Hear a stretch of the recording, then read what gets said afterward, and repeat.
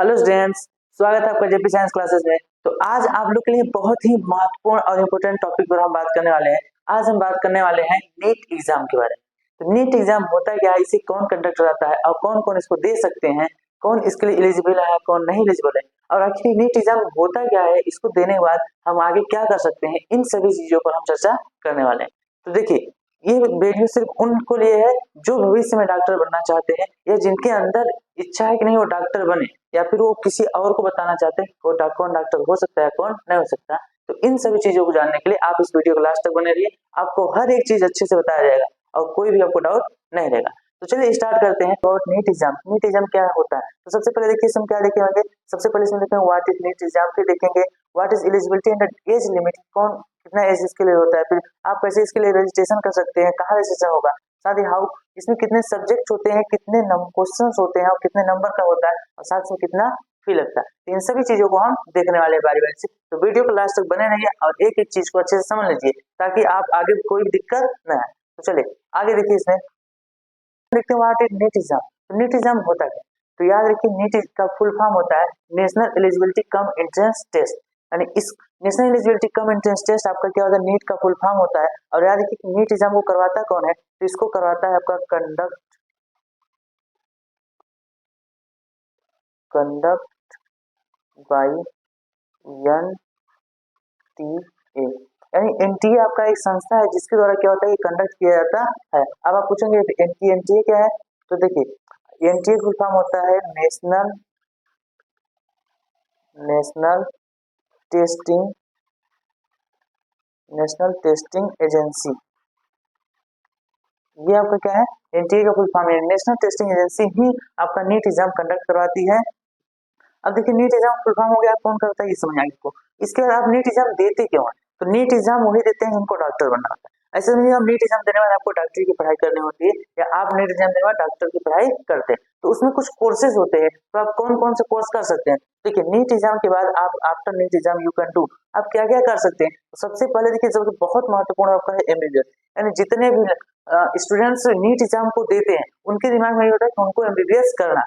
वो एमबीबीएस के अलावा और कुछ भी कर सकते हैं, हालांकि करते भी हैं, लेकिन उनके दिमाग में किसी होता है नहीं हमको एमबीबीएस करना है। तो सबसे पहले इसमें एमबीबीएस होता है, और साथ में देखिए आप बीडीएस कर सकते हैं। एमबीबीएस क्या होता है, अ, देखिए ये होता है बैचलर ऑफ मेडिसिन है, bachelor of surgery. BDS BDS क्या आपका बैचलर ऑफ डेंटल सर्जरी है, दांत के जो बनते हैं डॉक्टर। फिर आपका है बीएएमएस, बीएमएस आपका देखिए होता है bachelor of Ayurvedic medicine and the surgery. फिर आपका इसी प्रकार बीएचएम होता है होम्योपैथिक होता है।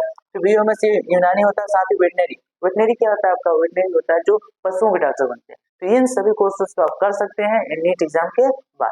तो आपको ये सभी कोर्स आप किए जाते हैं किसके बाद, नीट एग्जाम पर। फिर देखिए इसके आगे आप क्या कर सकते हैं,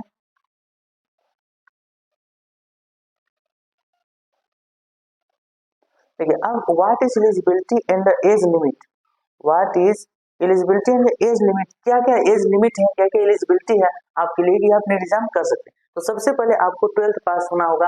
आप 12th पास हो, साथ ही पीसीबी सब्जेक्ट से, किस सब्जेक्ट से, पीसीबी। पीसीबी क्या होता है, देखिए फिजिक्स केमिस्ट्री और बायोलॉजी। यानी फिजिक्स केमिस्ट्री बायोलॉजी इन तीन सब्जेक्ट से आपका 12th पास है, तभी आप नीट एग्जाम को अप्लाई कर सकते हैं और नीट एग्जाम दे सकते हैं। साथ देखिए आपको मिनिमम मार्क्स इतने होने चाहिए कि आपका 12th में, अगर आप एसटी और एससी कैटेगरी से बिलोंग करते हैं तो आपका 12th में कम से कम 45% यानी 45% मार्क्स होना चाहिए। अगर आप ओबीसी ईडब्ल्यूएस और जनरल से बिलोंग करते हैं तो आपका मिनिमम 50% यानी 50% मार्क्स होना चाहिए क्लास 12th में, तभी आप नीट एग्जाम अप्लाई कर सकते हैं। और उसका देखिए इसमें एज लिमिट क्या हो गया, तो एज लिमिट आपका मिनिमम जो एज होता है वो होता है 17 साल। यानी फॉर्म अप्लाई करते समय आपका एज कम से कम 17 साल होना चाहिए। और इसमें देखिए maximum age is not limited, यानी आपके लिए मैक्सिमम एज लिमिट नहीं होता है। नीट एग्जाम आप कितने भी एज में दे सकते हैं, इसके लिए मैक्सिमम एज कोई लिमिट नहीं है, बस मिनिमम एज है कि आपका कम से कम 17 सालों में होनी चाहिए। तो ये आपका था एज लिमिट और साथ ही एलिजिबिलिटी, समझ में आ गया आपको। अब चलिए इसके आगे बढ़ते हैं।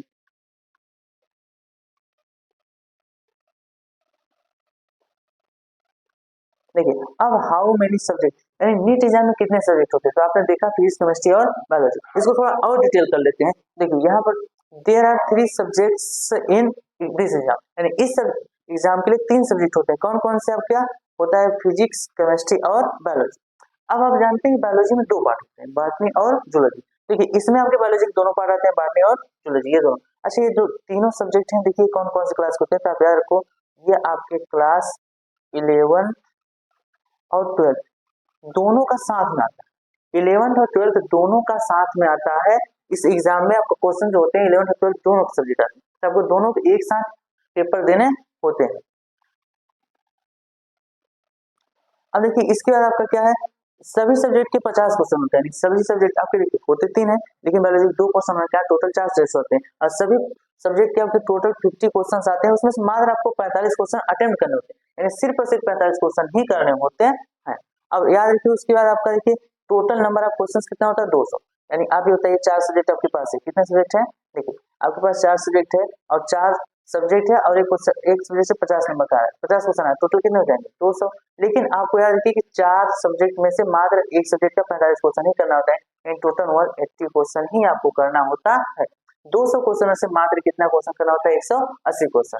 फिर उसके बाद देखिए आप इसमें क्या होता है 180 क्वेश्चन अटेम्प्ट करने होते हैं, टोटल मार्क्स कितना होता है, तो याद रखिए एक क्वेश्चन देखिए एक क्वेश्चन का जो होता है आपका मार्क्स मिलता है 4 मार्क्स, यानी एक क्वेश्चन के लिए आपको 4 नंबर दिए जाते हैं। तो टोटल आपको कितने क्वेश्चन करने हैं 180 क्वेश्चन में अगर 4 का गुणा करें तो कितना हो जाएगा 720 नंबर। टोटल कितने नंबर का होता है 720 नंबर का एग्जाम होता है। और इसमें देखिए प्रत्येक क्वेश्चन कितने 4 नंबर मिलते हैं और साथ ही अगर आप एक क्वेश्चन गलती कर दो तो इसका 25% नेगेटिव मार्किंग होता है। 25% मतलब देखिए 4 नंबर का एक क्वेश्चन आपको मिलता है, अगर एक क्वेश्चन आपने क्या कर दिया रॉन्ग कर दिया, क्या कर दिया रॉन्ग कर दिया, तो आपका एक नंबर माइनस, यानी एक क्वेश्चन गलत होने पर एक नंबर आपका माइनस है। तो ये आपका पूरा था सब्जेक्ट और सब्जेक्ट से क्राइटेरिया कितने क्वेश्चन आते हैं, साथ उसमें कितना आपको मार्क्स मिलता है। इतना समझ आ गया। चलिए अब इसके आगे देख लेते हैं।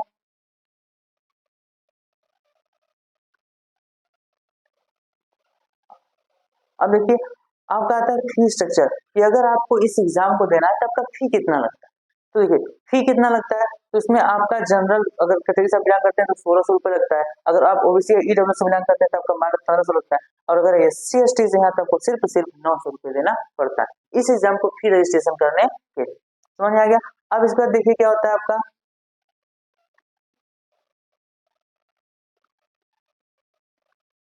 अब हाउ कैन यू रजिस्ट्रेशन, कि आप रजिस्ट्रेशन कैसे कर सकते हैं। तो इस एग्जाम को रजिस्ट्रेशन करने के लिए अभी हम आपको बताएं, देखिए एनटीए आपकी नेशनल टेस्टिंग एजेंसी एक क्या होती है संस्था है जो इस एग्जाम को कंडक्ट कराती है। तो एनटीए की वेबसाइट है, उसी वेबसाइट पर इसका रजिस्ट्रेशन होता है, और साथ ही जब आपका इसका फॉर्म आता है तो सरकारी वेबसाइट पर भी उसका लिंक अवेलेबल होता है, वहां से आप क्लिक करके डायरेक्ट वेबसाइट पर जा सकते हैं। देखिए जो आपका फॉर्म अप्लाई होते हैं, जैसे अभी 2024 में एग्जाम होने वाला है, तो आपका फॉर्म देखिए कब से शुरू हो जाते हैं, मार्च से, यानी मार्च से आपके फॉर्म अप्लाई होना शुरू हो जाते हैं। कब तक शुरू होते हैं अप्रैल तक, यानी एक महीने से या एक महीने ज्यादा 40 से 45 दिन का आपको समय दिया जाता है, ताकि आप फॉर्म को अपने अच्छे से फिल कर पाए। तो आपको जल्दबाजी नहीं करना, जैसे ही फॉर्म आएगा हम आपको नोटिफिकेशन देंगे। तो अगर आप इस चैनल पर पहली बार आए तो चैनल को सब्सक्राइब कर लीजिए, क्योंकि जितना भी नोटिफिकेशन आएगा नेक्स्ट एग्जाम संबंधित हम सभी सबसे पहले आप तक पहुंचाएंगे। तो अगर आप चैनल पर पहली बार आए तो चैनल सब्सक्राइब जरूर कर लीजिए। और इस चैनल पर हम अभी बोर्ड एग्जाम की तैयारी करवा रहे हैं, जैसे ही बोर्ड एग्जाम खत्म होगा हम इसके बाद आपका नीट एग्जाम की तैयारी करवाने लगेंगे। तो आपको नीट एग्जाम बोर्ड एग्जाम से लेकर नीट एग्जाम तक की तैयारी पूरा हम करवाएंगे, बस आप चैनल के साथ जुड़े रहिए। अब देखिए उसके आगे क्या है डेट एग्जाम। तो 2024 में जो एग्जाम होने वाला है उसका डेट है 5 मई, यानी मई के पहले सप्ताह में जो संडे पड़ता है उसी दिन नीट का एग्जाम होता है। पिछले साल भी ऐसा हुआ था 2023 में भी और 2024 में। उसके पहले आपको कोरोना काल की वजह से थोड़ा बहुत आगे पीछे हो गया था, लेकिन मैक्सिमम टाइम आपका मई के पहले सप्ताह में संडे जो पड़ता है उसी दिन आपका नीट एग्जाम होता है। फिर देखिए आप इसके लिए अप्लाई क्या कर सकते हैं, तो nta.nit.nic.in ये आपका एक वेबसाइट है। इस वेबसाइट पर आप जाकर डायरेक्ट वहां पर पहुंच सकते हैं। जैसे फॉर्म अप्लाई होगा आप इसी वेबसाइट से अपना फॉर्म अप्लाई करें। समझ में आएगा आपको। अच्छा एक चीज और थोड़ा सा जान लीजिए, देखिए नीट एग्जाम का जो है इसमें आपका टाइम ड्यूरेशन कितना होता है। तो आप याद रखिए इसमें जो टाइम होता है आपका 3 घंटे का होता है। 3 घंटे मतलब 180 मिनट, कितना 180 मिनट। और आपको पता है कितने क्वेश्चन होते हैं, आपके टोटल क्वेश्चन कितने होते हैं, टोटल क्वेश्चन आपके होते हैं 180, यानी आपको एक क्वेश्चन के लिए कितना समय मिलता है 1 मिनट। 1 मिनट में आपको पूरा क्वेश्चन को पढ़ना है, सोल्व करना है और टिक करना है। दूसरा बात देखिए इसमें आप याद रखिए ये आपका पेन पेपर मतलब ऑफलाइन होता है, यानी कंप्यूटर बेस्ड कोई भी इसमें क्वेश्चन नहीं होता है। आपको पेन पेपर दिया जाता है, क्वेश्चन के लिए आपको क्वेश्चन सीट दिया जाता है, साथ ही आपको ओमार सीट दी जाती है। आप क्वेश्चन पढ़िए, ओमार सीट पर उसको टिक कीजिए। तो यह भारत में होने वाला आपका दूसरा सबसे बड़ा एग्जाम है जो ऑफलाइन होता है। तो इसे आप याद रखिएगा कि इसमें आपका ऑनलाइन कुछ नहीं होता, ये ऑफलाइन पेपर होता है। इसमें आपको टोटल 180 क्वेश्चन करने होते हैं, मात्र कितने 3 घंटे। तो 1 घंटे आपको 1 मिनट में कितना एक क्वेश्चन को पढ़कर सॉल्व करना होता है। तो उम्मीद है कि आपको हर एक चीज समझ आ गया, आपको कोई भी डाउट नहीं होगा। अगर आपके पास अभी कोई डाउट बचा है तो उसे कमेंट करके पूछिएगा, हम उसको रिप्लाई जरूर देंगे। और हो सकेगा तो उस पर एक सेपरेट वीडियो बना देंगे ताकि आपका कोई भी डाउट बचा न रहे। तो अगर चैनल पर गया तो चैनल सब्सक्राइब जरूर कर लीजिएगा। आज की वीडियो यहीं तक रखते हैं, फिर हम आगे आपको नेक्स्ट जैसे ही कोई अपडेट आता है आपको अपडेट देते हैं।